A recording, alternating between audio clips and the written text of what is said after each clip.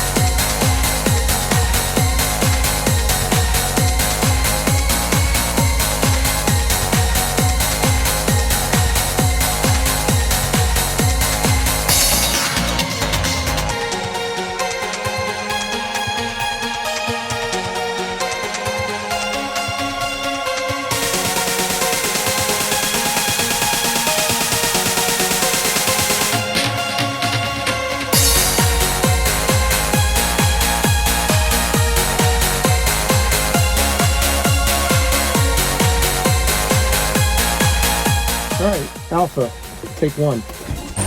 All righty, we got a ground off. Everything is set now. We're gonna warm up. We're gonna let it warm up and adjust the idle a little bit. Yeah, we'll let it run its course.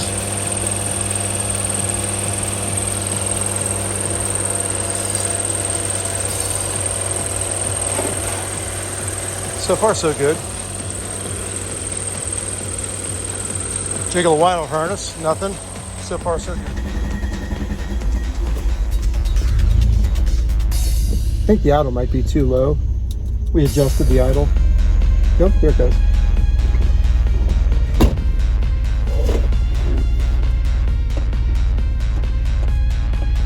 Still quasi apart. I'm sitting in the ceiling on this thing. All right, got a brake indicator.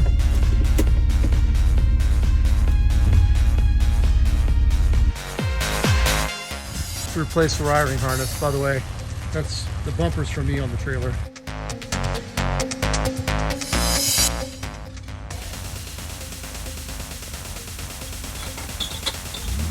Suspension's crunchy and noisy.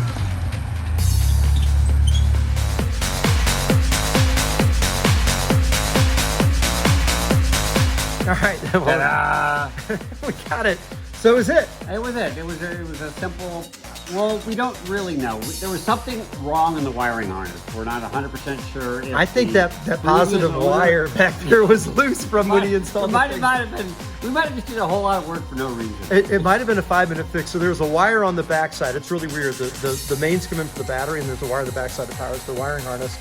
And taking the old harness out, when I got to it, the side, I'm like, hey, did you loosen this wire? He's like, I don't know.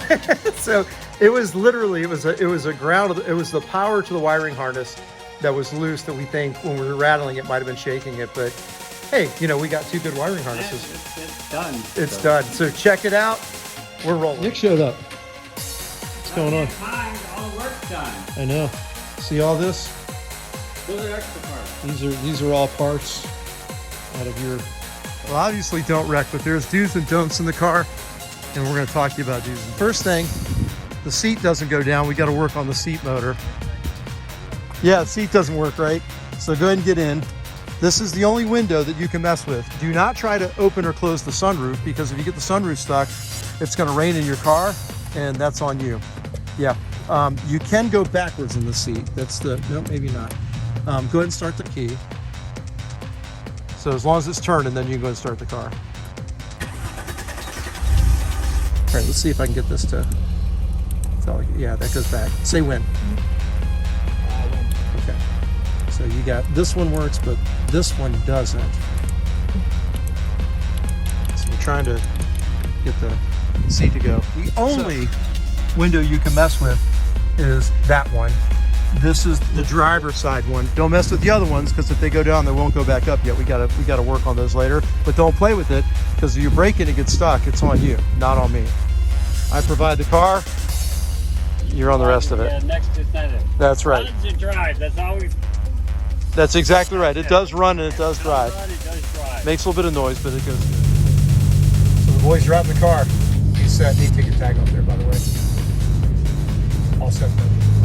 Nick driving like a grandma, 30 and a 45, but he's in his Alfa.